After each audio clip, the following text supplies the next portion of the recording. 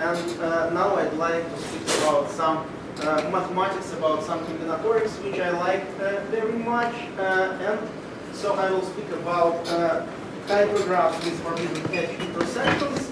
I will discuss some recent new results, some recent progress in this direction, and some possible applications to Euclidean Ramsey theory.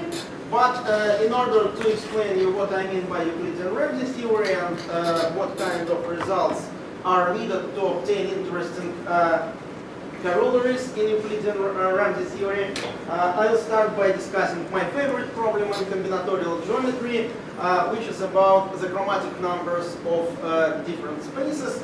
But in this case, I will speak only about Rn, about Euclidean spaces. So let's start by the classical definition, which was given by Nelson in 1950.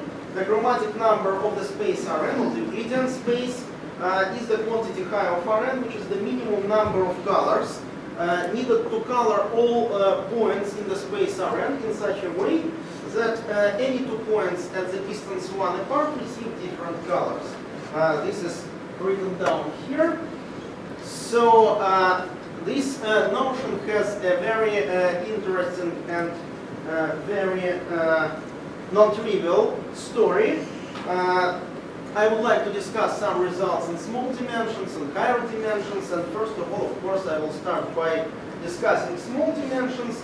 Obviously, the chromatic number of the real line is equal to 2. Maybe it's even good to show it, since this is really very simple. You just take some integer points, all the integer points on this real line, and you color into different colors such intervals. So you obtain two colors and no two points at the distance 1 apart having the same color. This is about R1. One could guess that for the two-dimensional case, the situation will be also rather easy, but unfortunately it's very complicated, and the value of chi of R2 is still unknown. It's a big problem and a big shame of those who work in the direction of the chromatic numbers of spaces. It's only known that the chromatic number of R2 lies between 4 and 7. The lower bound is a so-called Mozart symbol, which is also very easy to write down. Just this very simple construction shows that the chromatic number of the plane is less than or equal, is greater than or equal to 4. And as for the upper bound, it is just done by a hexagonal tessellation of the plane. So this is also very simple and can be explained to any scholar pupil. As for the chromatic number of R3, it's also bounded from below by something and from above by something. And of course the gap is already even larger than in the planar case. The lower bound is by Mittelstand and the upper one is by Voronoi tiling of the space, which was proved by Coulson in 1997. The final dimension which I speak about is dimension 4.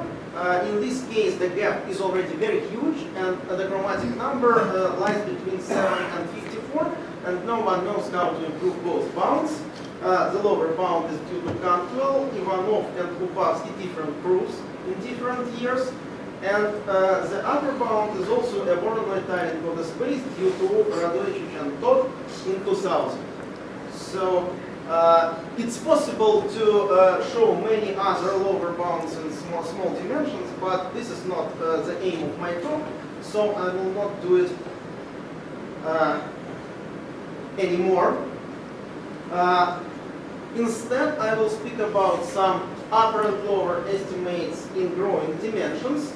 If we take chi of Rn for any natural number and for any dimension, it is of course bounded from above by square root of n plus 1 to the power n, which can be done just by decomposing the space into cubes and then again decomposing those cubes into smaller bricks of very small diameter. So this is just an exercise also for scholar pupil who knows space. Okay. Much better result is due to Larman and Rogers. It was proved in 1972, and they showed that chi of Rn is bounded from above by an exponent of this form, a constant, now it's 3, plus something small to the power n, and unfortunately no further improvements to this upper bound have been given during the last already 42 years or 42 years. Erdős conjectured that the chromatic number of Rn should grow exponentially, so he conjectured that Larman and Rogers bound is not far from the truth. And unfortunately, there was a very, unfortunately, I don't know, there was a very long story of successive improvements of some lower bounds. What is almost trivial, it's a generalization of Moser's spindle, which gives a lower bound chi of Rn is greater than or equal to n plus 2, but it's of course too small in comparison with the exponential upper bound. But it's possible to use a combinatorial approach, which is based on 0, 1 vectors, and I will explain in a few words in a minute what does it mean. So let's consider a graph, a distance graph G, with set of vertices V and set of edges E, whose set of vertices consists of all possible vectors X with coordinates X sub 1, X sub n, so that any coordinate of such vector is either 0 or 1, and the number of ones in any such vector exactly equals 3. This is just an example. And let's join any two vertices by an edge if and only if their Euclidean distance is equal to 2. So the distance 2 for vectors whose number of 0, 0 and 1 coordinates is like here is equal to 2 if and only if the intersection of one part is in this way.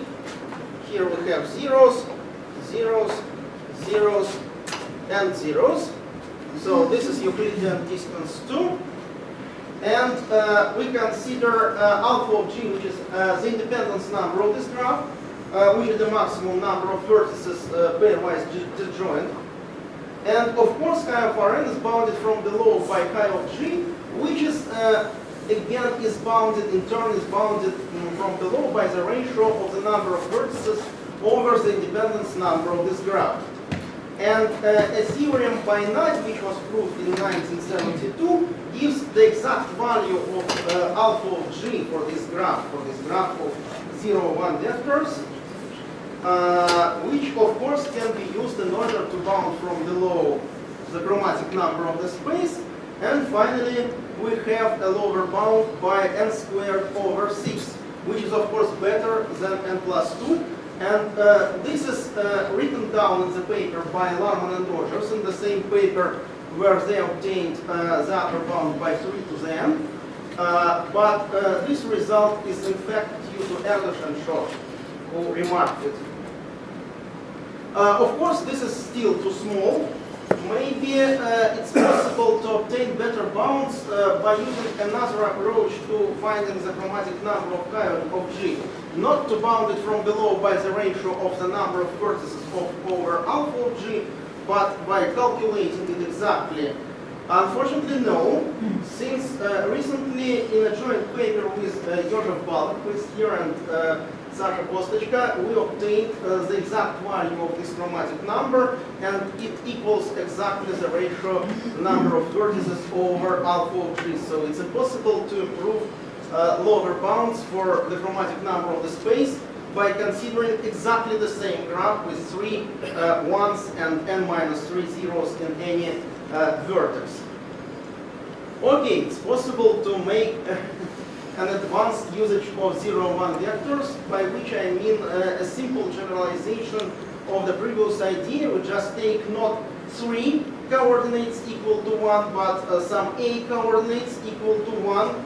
So this is just almost the same graph, but the number of 1 coordinates is different, and the previous graph is just a particular case of this graph in the case of a equal to 3.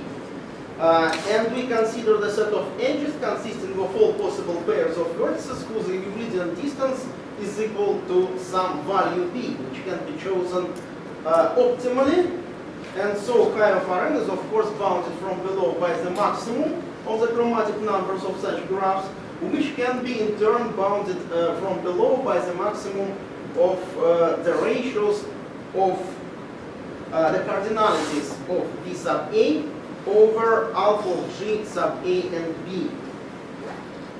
Okay. And in this way, a very famous and very important result was obtained in 1981 by Franklin Wilson, who succeeded in proving this theorem, which is written down here. So it's really possible to maximize this ratio in some case and obtain a lower bound for the chromatic number of the space, which is by this specific constant, 1 plus square root of 2 over 2 plus something small to the power n. So English conjecture is proved, of course, by this Franklin Wilson's result. I'd like to point out here that the maximum is at the point A, at the only point A, which is asymptotically equal to this value. This is important for our further considerations, so maybe it's necessary to accurately point out it. Okay. Now, let me mention a general result by Franklin Wilson, which was also proved in the same paper. But I mean, on the previous slide, this result is just a consequence of the first point in this general theorem. So in order to maximize the ratio of the number of vertices over the independence number of the graph, they just used Franklin-Wilson, I mean they just used this first point of this general theorem. What is interesting, it's not very difficult, it's even very easy to substantially improve in some sense the second point of this theorem. It's not very difficult, and we succeeded in doing it very recently together with my student, PhD student, Ponomarenko. Now you see this statement, it's terrible in some sense. I'm not sure it's possible to understand what happens on this slide, since a lot of different letters and a lot of different words are written down. But this result is a substantial improvement to the second point of the previous theorem. Maybe you can compare them just in some imaginary sense, I don't know. So the same is here, and here we have this ratio of two binomial coefficients, and here we have another ratio of many binomial coefficients. But once again, I suppose it's very difficult to understand why this result is better than the previous one. It's just possible to make some illustrations on the pictures, and I will do it on the further slides. And also it's possible to provide you with different applications to the chromatic numbers of spaces and to some generalized Ramsey theory, about which I will speak a little bit later. So this is an illustration. What I mean here, here we take some specific values of the parameters here, the numbers A and numbers L. And you see, this is an upper bound by Franklin-Wilson, and this is a new upper bound for this specific choice of the parameters. Here we have also the upper bound by Franklin-Wilson, and here we have the upper bound by Ponomarenko, and so on for different choices of the parameters A and B. The number of coordinates equal to 1, and the corresponding scalar product which provides us with the edges. Okay. Now the first application here is maybe not so impressive. It's possible to use this new result in order to obtain the same, in fact, the same lower bound for the chromatic number of the space Rn as was given by Franklin Wilson, but not only in the case when A is asymptotically equal to 2 minus square root of 2 over 2 times n, as it was before, but for many, many different situations. So you can consider an arbitrary A prime from the interval which is written down here, and you can take an arbitrary A which is asymptotically equal to A prime multiplied by n, and for such A you also get the same lower bound for the chromatic number, which is in some sense rather funny, rather unexpected probably. Of course, this doesn't give a new result in this direction, a new lower bound for the chromatic number, but this is also rather interesting since we can take not only one graph, but just a series of graphs with the same chromatic numbers. In order to understand the situation with the lower bounds of the chromatic numbers, I just put here the best known lower bound for the chromatic number of Rn, which is also due to me and was obtained already 14 years ago. It's another constant which is very close to 1.207, but a little bit greater, 1.239. This constant is not yet beaten, and no one knows how to improve further this lower estimate for the chromatic number. But very recently, Bashok, Passuelo, and Thierry obtained a very interesting result concerning measurable chromatic numbers. By a measurable chromatic number, we mean the minimum number of measurable colors needed to color all the space in such a way that points at the distance 1 apart receive different colors. And in this case, it's still possible to improve 1.239 by replacing it by 1.268. This result is specifically used for measurable chromatic number. It's impossible to use it for the general case, unfortunately, but this is very interesting as well. Now I'd like to proceed to some generalizations.